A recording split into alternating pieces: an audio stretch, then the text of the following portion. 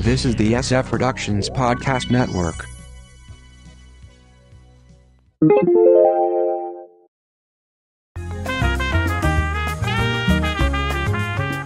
We've got predictions coming and going. From the Pop Culture Bunker, I'm Mindy. And I'm Mark. You can check out our audio podcast, How I Got My Wife to Read Comics, on iTunes or on our website, sfpodcastnetwork.com. So, the Oscars have come and gone. Yes, we enjoyed the broadcast, except for Ellen. Right, yeah. So let's see how we did. Basically, it came out that Mindy blew me out of the water. I did, and we agreed on most of the choices. Yes, we did. But there were, I think, 3 we didn't agree on. And those were all the ones I picked. Yes, and it was pretty clear, I think, and especially for Best Picture, that Gravity was not going to win. It could not beat the whole force behind 12 Years a Slave. There was such momentum for 12 Years a Slave. For Best Picture, because of the fact that, as Ellen said in the broadcast, you either voted for it or you're a racist. Yeah. So you won on Best Picture. Yes. You won on Original Song for Let It Go. I did. And I was already second guessing myself as soon as I put that in. It's like, it's probably going to let it go. Mm-hmm. And then Supporting Actress Lupita Nyong'o, you got that as well. I just want to point out that Let It Go was sung beautifully by Adele Dazeem on the broadcast. Yes, she was wonderful, wasn't she? Mm-hmm. And as we said, on most of them, we were both correct because we both picked the same people. Because there were a lot of races which were pretty much a lock. That everybody felt were a lock. So, Yay, me! Yay! So, it's on to another set of predictions. Yes. Mm-hmm. For Dancing with the Stars, season 836. Yes, because we love Dancing with the Stars so much. Yeah, so the spring 2014 season, they've announced who's out there. There are some changes this season. To the format of the show. Right. Brooke Burke is out. Yes. Replaced by Erin Andrews. And we'll see how that goes. We weren't never that impressed with Brooke Burke. She couldn't do worse at interviewing. Yeah, but I don't know about Erin Andrews either. Yeah. I don't even know if that position is necessarily needed. But you need somebody to hand off from Tom, I think. Okay. and Erin Andrews actually interviews for a living. That's true. Yeah. Presumably she's going to do better. Okay. The big orchestra was kicked out. Yes. And replaced by a smaller group. So I'm guessing we're going to get more recorded music. Right, and there will be no more Crazy Hat Lady and that sort of thing. Right, so. And there's going to be some sort of partner swap this season where the Yeah. viewers are going to vote on it. They haven't said the details, but as we were talking earlier, we think it's basically going to be, well, this is the storyline we want to put forward, so they're gonna finalize the rules that night based on how they want the choices to go. Right. Yeah. Yeah. Like if they're, for example, I think one of my picks is Drew Carey to go to the end, just because I think he's going to go to finals, because I think he's going to not be that good necessarily, but just have a lot of viewer support.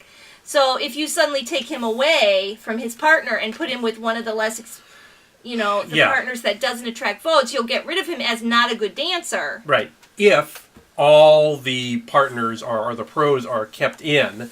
Yes. The other option is that people are going to be allowed to vote for whoever they want in terms of pros, and then you're going to have only the top pros in terms of popularity will end up being in there, and then they're all going to lose their big advantage, against, say, a rookie. Yeah, so we'll have to see how that goes.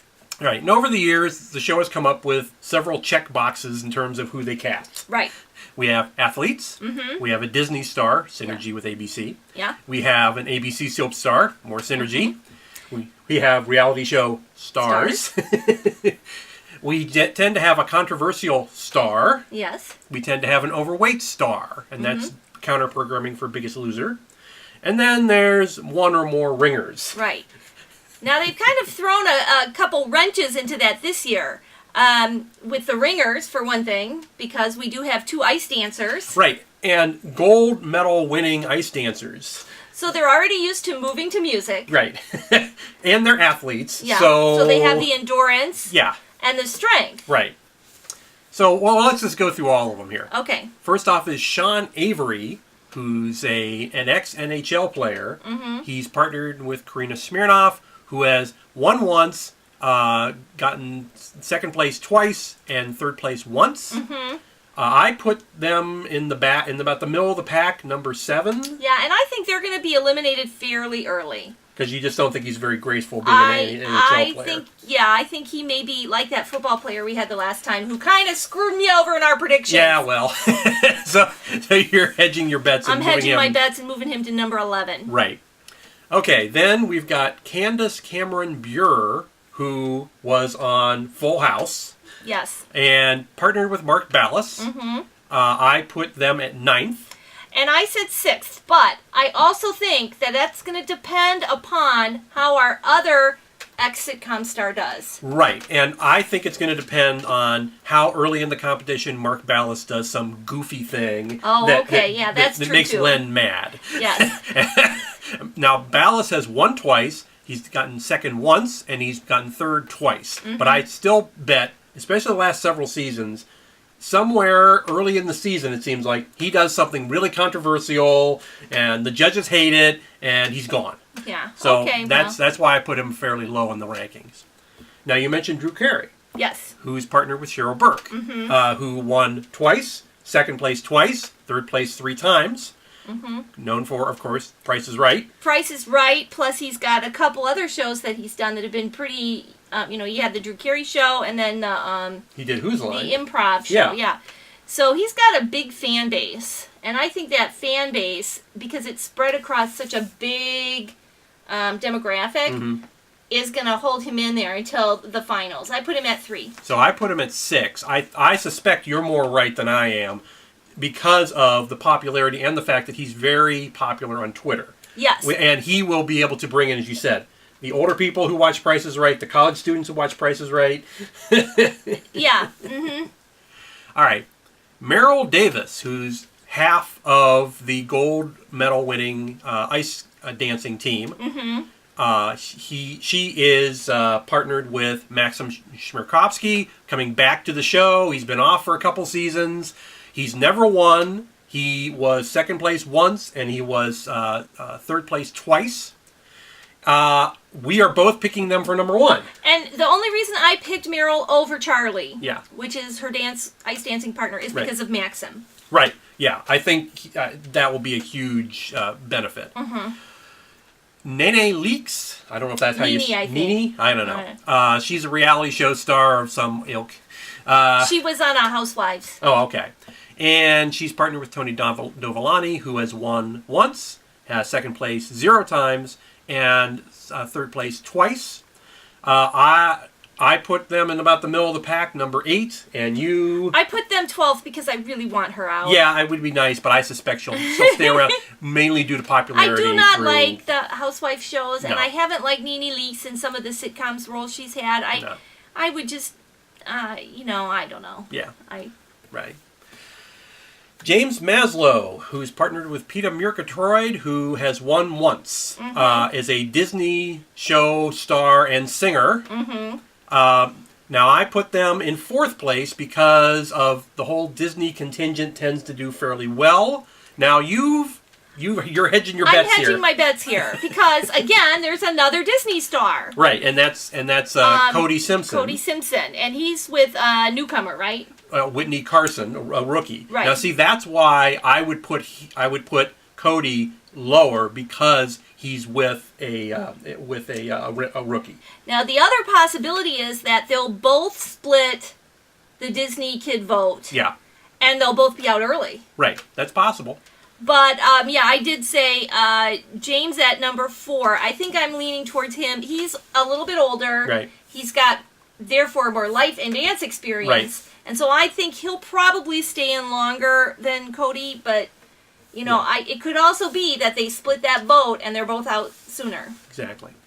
Danica McKellar, who's partnered with Valentin Smirkovsky, who has gotten second place once and third place once. She's known for the show The Wonder Years, and is now, she does some acting, but she's mostly an author of math books for girls. Something like that. And as you said, there's going to be some splitting of the what I guess you call the nostalgia vote. Yes. The TV nostalgia vote. I'm putting them at 5. Yeah, and I said 8, which, Yeah. Yeah. it's hard to say. Valentine tends to do fairly well. He Yeah. doesn't win, but he tends to do fairly well. Diana Nyad, who is partnered with Henry Bialikoff, who is also a rookie. That name sounds familiar. Has he been on something else? He comes from the dance troupe. Oh, okay. So he's been on the show. He's just never been an official pro. Okay. She is a long distance swimmer, an Olympic swimmer. I'm putting them at number 12 because I think she's older and though she may have enough what's the term? Stamina, I guess. But I never saw swimming as being something particularly graceful or, musical. Yeah, and that being partnered with a rookie, I'm putting them at the very back at number 12. And I said 10 because I think it's going to be with a little bit of the Valerie Harper syndrome with the voting there. Could be. And that, she'll stay in for a couple weeks. Okay. Amy Purdy, who is partnered with Derek Huff, who has won 5 times, has gotten second place once and third place once, who frankly should be moved to the judges table and should no longer be a pro. She is the Paralympian, and so she does not, she has artificial legs. Yeah, she's dancing on prosthetics. Right, and I don't quite understand how you can properly judge that. Yeah. Without giving her an advantage. Either you give her an advantage she shouldn't have, or she's going to be at such a disadvantage. I'm not sure how that will work when you have to point your toes or things like that. Right. So it's hard to say, but you have her going out at 3rd. You have her in the finals. Yeah, mainly because A, Derek, and B, sympathy vote. Yeah, I think she'll stay around for a while, but I don't think she'll get to the finals. I think maybe 5th. Okay. All right. Then we have we mentioned Cody Simpson, and so we also mentioned Charlie White. This is the second half of the Olympian dance ice dancers, and he is partnered with Shauna Burgess, who has not won second or third place yet, but she's done fairly well. We both put them at number 2, yes, because we think that's again such a huge advantage being an ice dancer and an athlete. That they're really ringers. And then finally, Billie D. Williams. Oh, Lando. Who is partnered with Emma Slater. Never won second or third place, but she did very, very well last season. So, despite that, neither of us put her very high because Billie D's getting on in years. And so I put them at 10th. And I said 9th. And mainly that's default because I had other people that I thought would do worse. So. Exactly. And so, in the meantime, once this comes on, you can check out our audio podcast, How I Got My Wife to Read Comics, on iTunes, or on our website, sfpodcastnetwork.com. From the Pop Culture Bunker, I'm Mindy. And I'm Mark. Thanks for watching. Bye.